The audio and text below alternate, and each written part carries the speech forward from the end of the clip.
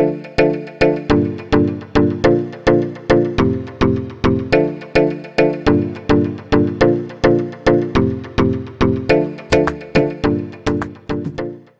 दोस्तों, textile design YouTube channel में आपका फिर से स्वागत है। आज हम देखने वाले हैं spot healing brush tool, healing brush tool और पैच टूल। इस टूल का शॉर्टकट जे है। इस टूल को समझने के लिए हम एक इमेज लोड कर लेते हैं।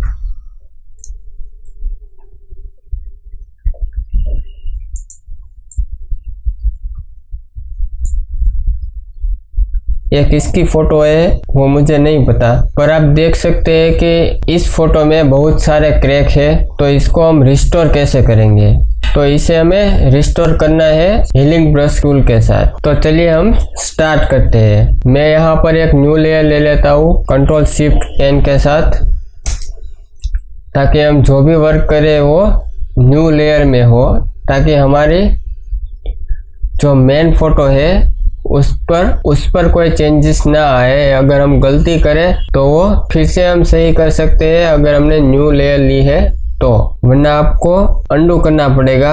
अगर आपका बहुत सारे स्टेप बन चुके हैं तो फिर अंडू करना भी मुश्किल हो जाएगा।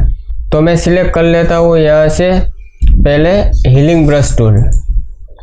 हीलिंग ब्रश टूल कैसे काम करता है वो देखते हैं। मैं फोटो को जूम कर लेता हूँ। आप देख सकते हैं यहाँ पर बहुत सारे क्रैचेस है। यहाँ पर इस फोटो में यहाँ पर ऑल लेयर कर लीजिए, क्योंकि हमें न्यू लेयर में काम करना है तो यहाँ पर ऑल लेयर रखना ज़रूरी है।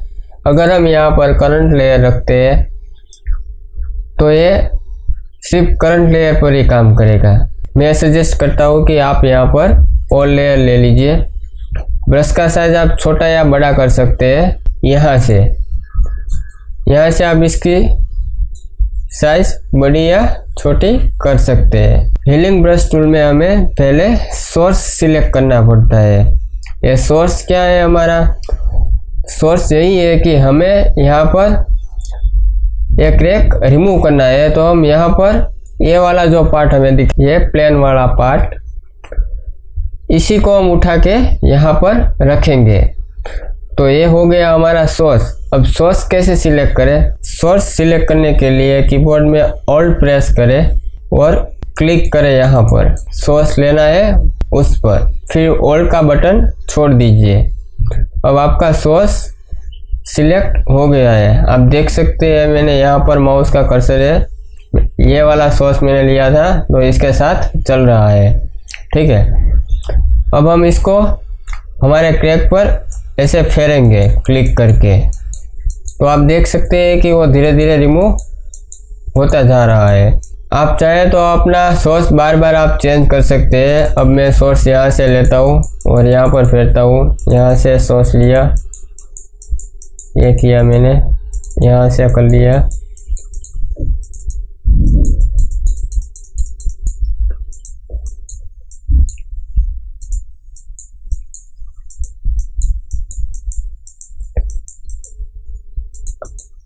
आप ऐसे अपना सोर्स चेंज करके अपनी इमेज को करेक्ट कर सकते हैं। अब आप देख सकते हैं यहाँ पर कि हमने यहाँ पर न्यू लेयर लिया था और हमने जो भी करेक्शन किया वो लेयर 1 पे किया।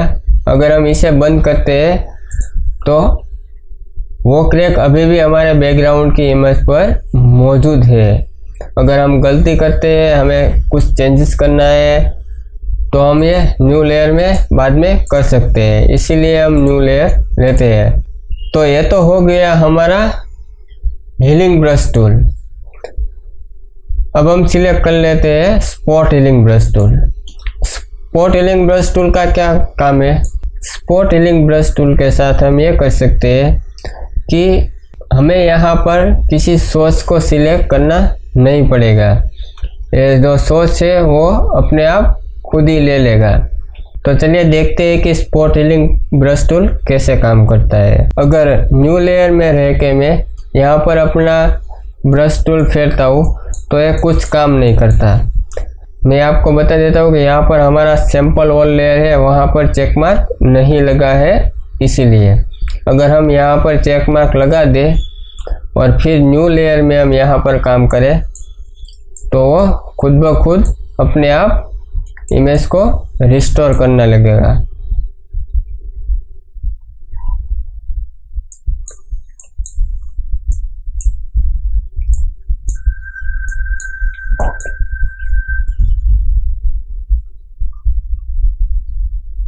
ब्रश की साइज आप छोटी या बड़ी अपने कीबोर्ड में से स्क्वायर ब्रैकेट के साथ कर सकते हैं।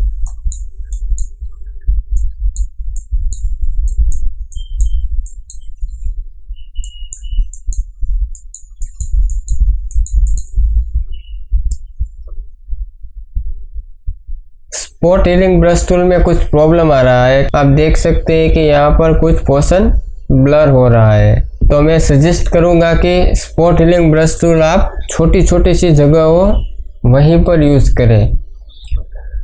मतलब अपने चेहरे में कहीं पे 1-2 पिंपल है या फिर कोई स्पॉट है, ब्लैक स्पॉट है, तो आप वहाँ पर यूज़ कर सकते हैं। स्पॉट हीलिंग ब्रश टूल के अलावा आप कोई और टूल यूज़ करें, आपको बेहतर रिजल्ट मिल सकता है। इसके बाद हमारे पास है पैच टूल। तो चलिए देखते हैं कि पैच टूल कैसे काम करता है। जैसे ही मैंने यहाँ पर पैच टूल सिलेक्ट किया तो हमारा यहाँ पर सैंपल ऑल लेयर और ऑल लेयर वाला जो ऑप्शन था वो चला गया। मतलब कि अब हमें उसी इमेज में काम करना पड़ेगा कि जिसे हमें करेक्ट करना है। तो इसके लिए मैं आपको सजेस्ट करूँगा कि आप इसका एक डुप्लीकेट बना लें। डुप्लीकेट आप इस लेयर का बना सकते हैं Ctrl+J प्रेस करके। ये बन गई है मेरी डुप्लीकेट। और ये लेयर 1 और बैकग्राउंड इस कॉपी को हम मर्ज कर लेते हैं। तो मर्ज कैसे करते हैं, इन दोनों लेयर को सिलेक्ट कर लीजिए। अच्छा, तो आप 2 लेयर को एक साथ सिलेक्ट कैसे करेंगे, तो आप ये कर सकते हैं कि एक लेयर को सिलेक्ट करें और शिफ्ट प्रेस करके दूसरे लेयर को क्लिक कर दीजिए। ये हो गई हमारी दोनों लेयर सिलेक्ट। अब Ctrl+E प्रेस करेंगे तो ये मर्ज हो जाएगा। इसका एक और भी तरीका है, मैं अंडू करता हूँ Ctrl+Z। अगर इन दोनों लेयर को आप सिलेक्ट करके राइट क्लिक करेंगे तो यहाँ पर ऑप्शन दिया गया है मर्ज लेयर। अगर आप यहाँ पर क्लिक कर देते हैं तो भी वो मर्ज हो जाएगा। तो चलिए देखते हैं अब पैच टूल। पैच टूल में आपको क्या करना है कि जो भी हमारा स्पॉट वाला या ब्लैक स्पॉट या फिर ये क्रैक वाला पार्ट है उसको हमें सिलेक्ट करना है। लेफ्ट क्लिक दबा के ऐसे, जैसे हम लासो टूल में करते थे, ठीक है। सिलेक्ट किया, फिर इसे ड्रैग करेंगे। ड्रैग कहाँ करना है कि जहाँ हमारा सही पार्ट हो। देखिए मैंने यहाँ से पकड़कर इसे यहाँ पर ड्रैग किया। यहाँ पर एक और प्रॉब्लम हो रही है कि यहाँ पर ऊपर थोड़ा सा डार्क हो गया। कोई बात नहीं, फिर से सिलेक्ट करके फिर से उसे आप ड्रैग कर सकते हैं। अब सही है। अब ये वाला पार्ट सिलेक्ट किया, ड्रैग एंड ड्रॉप किया, select, drag and drop, select, drag and drop.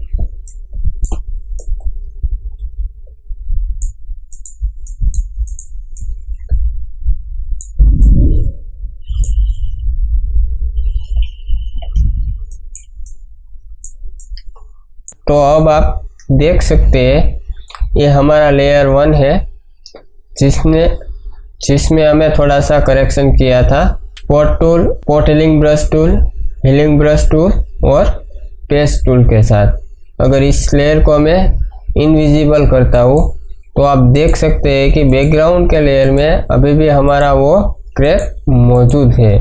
तो मुझे लगता है कि आपको ये तीनों टूल के बारे में समझ आ गई है। Spot healing brush tool and patch tool.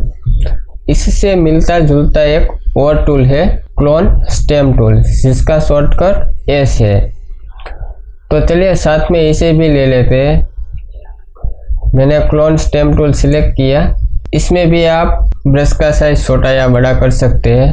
Clone stem tool कैसे काम करता है, बिल्कुल वैसे ही जैसे हमारा काम करता था हीलिंग ब्रश टूल। इस टूल में भी हमें सोर्स सिलेक्ट करना पड़ेगा। सोर्स कैसे सिलेक्ट करते हैं, कीबोर्ड में ऑल्ट प्रेस करें, सोर्स पर क्लिक करें, ऑल का बटन रिलीज कर दें। अब आप यहाँ पर फेर सकते हैं।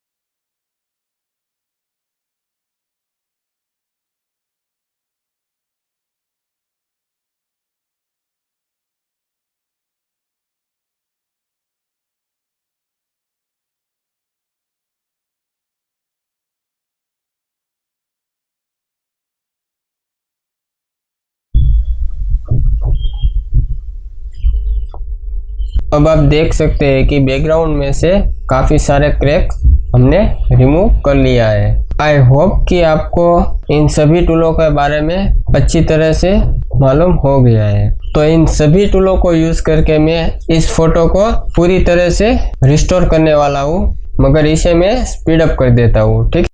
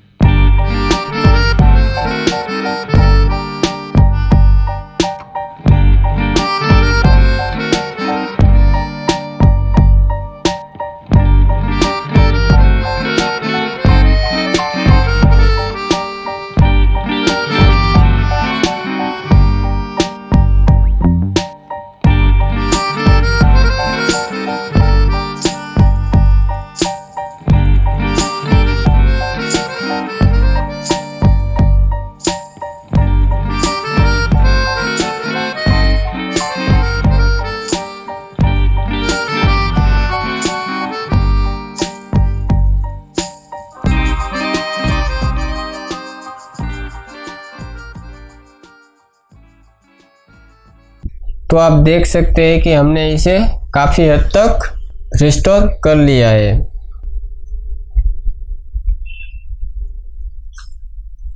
तो आशा करता हूँ कि आपको इन 4 टूल के बारे में अच्छी तरह से समझ में आ गया। अगर वीडियो पसंद आई है तो लाइक कीजिए, शेयर कीजिए और सब्सक्राइब कर लीजिए टेक्सटाइल डिज़ाइन यूट्यूब चैनल को। Thank you.